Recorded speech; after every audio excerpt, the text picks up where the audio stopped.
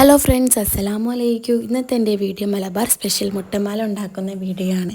നമ്മുടെ സൽക്കാരത്തിലെ number 1 item തന്നെ പറയാം. കഴിക്കാനും കാണാനും നല്ല ടേസ്റ്റാണ്.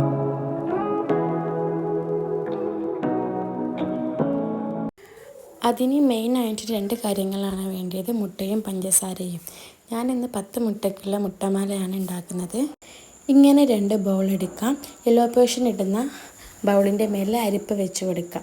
അതെന്തിനാ വെച്ചിട്ടുണ്ടെങ്കിൽ യെല്ലോ പോർഷൻ കൊണ്ടാണ് നമ്മൾ മുട്ടമാല ഉണ്ടാക്കുന്നത്.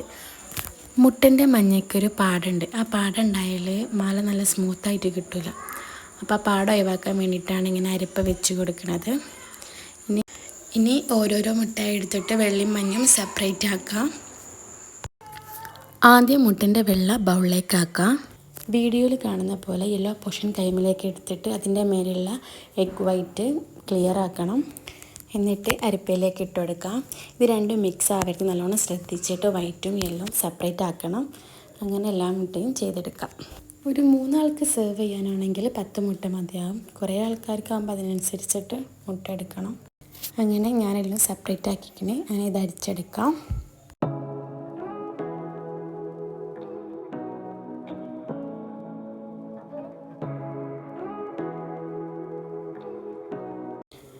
യെല്ലോ പോർഷൻ അരിച്ചെടുത്തിട്ടുണ്ട്. ഈ പാട പോലുള്ളത് ഒഴിവാക്കാം.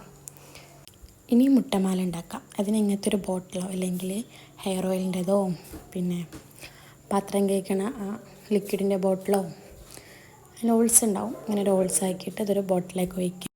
ഒരു പാന് വെക്കുക. അതിലേക്ക് 1 കപ്പ് പഞ്ചസാരയ്ക്ക് 1 കപ്പ് വെള്ളം, അതാണ് അളവ്. പിന്നെ എക്സ്ട്രാ ഒരു ബൗളിൽ വെള്ളം വെക്കുക. അതെന്തിനാണ് പറയാം. 10 മുട്ടൻ്റെ അളവാണ്. 1 കപ്പ് പഞ്ചസാര ആണെങ്കിൽ 1 കപ്പ് വെള്ളം. എന്നിട്ട് സ്റ്റൗ ഓൺ ചെയ്യാം. പഞ്ചസാര അലിഞ്ഞ് കഴിഞ്ഞാൽ 1 സ്പൂണ് എഗ് വൈറ്റ് അതിലേക്ക് ഒഴിച്ചിട്ട് ഹൈ ഫ്ലെയിം ആക്കി കൊടുക്കാം. അപ്പോൾ അതെന്തിനാ വെച്ചിട്ടുണ്ടെങ്കിൽ ഒന്ന് പഞ്ചസാരയിൽ അയക്കുണ്ടാവുമല്ലോ, അതൊന്ന് ക്ലിയർ ആവാൻ വേണ്ടിയിട്ടാണ്. അങ്ങനെ ഒരു 3 പ്രാവശ്യം ഹൈ ഫ്ലെയിം ആക്കി കൊടുക്കാം. ഇത് കണ്ടിങ്ങനെ കിട്ടും, ഒരു പാട പോലെ കിട്ടും.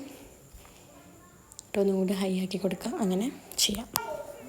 പിന്നെ ഇതേപോലെ തന്നെ സ്പീഡ് കൂട്ടാം. അപ്പോൾ ഇതേമാതിരി പതിഞ്ഞ് വരുമ്പോൾ ആ വൈറ്റ് ഇങ്ങനെ പാടപോൽ സാധനം വരും.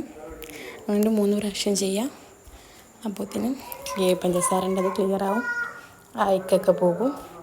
പിന്നെ ഒരു പ്ലേറ്റ് ഇങ്ങനെ ചെരിച്ച് വെച്ച് കൊടുക്കാം. നമ്മൾ മാല വീശാൻ വേണ്ടി പോവാണ്. നല്ലോണം പതിഞ്ഞ് വരുന്ന ഭാഗത്ത് നോക്കിയിട്ട് വേണം മാല വീശാൻ. ഒരു 2-3 മിനിറ്റ് മതി. അത് കഴിഞ്ഞിട്ട് നമ്മൾ ബൗളിൽ വെള്ളം എടുത്ത് വെച്ചിരിക്കണമല്ലോ, അത് നല്ലോണം അതിലേക്ക് കൊടിയുക. എന്നിട്ട് സിമ്മാക്കിയിട്ട് ഒട്ടി പിടിക്കാതിരിക്കാൻ വേണ്ടിയിട്ടാണ് ഇങ്ങനെ വെള്ളം കൊടിയുന്നത്. എന്നിട്ടൊരു സ്പൂൺ കൊണ്ട് മാറ്റി വെക്കാം. നമ്മളെടുത്ത് വെച്ച പ്ലേറ്റിലേക്ക് മാറ്റി വെക്കാം. പിന്നെ മാലയിലുള്ള ഷുഗർ സിറപ്പ് ആ പ്ലേറ്റ് ചെരിച്ച് വെക്കണോണ്ട് അതിങ്ങനെ താഴത്തേക്ക് ഇങ്ങനെ ഒലിച്ചിറങ്ങും. പിന്നെ അതിൻ്റെ സെക്കൻഡ് ട്രിപ്പാണ് ഇത്. പതിഞ്ഞ് വരുന്ന അവിടെ നോക്കിയിട്ട് ഇതേമാതിരി ഇങ്ങനെ മാല വീശി കൊടുക്കാം. പിന്നെ അങ്ങനെ 2-3 മിനിറ്റ്സ് വെക്കാം.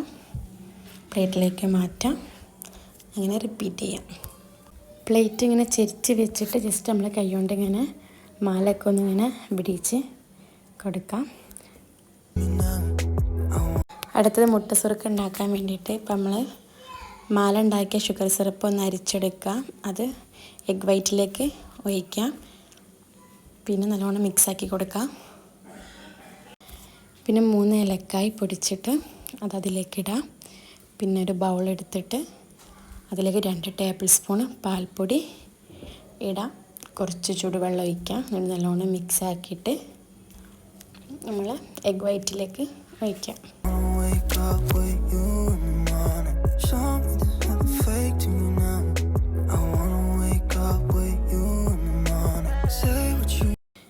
എന്നിട്ട് നല്ലോണം മിക്സാക്കാം.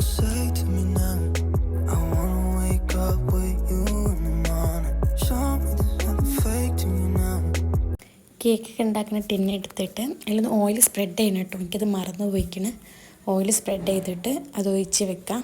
നമ്മളൊരു ഓവൻ സെറ്റപ്പ് ആക്കുമല്ലോ, ഒരു പാത്രം വെച്ചിട്ട് അതിലേക്ക് ഇറക്കി വെക്കാം.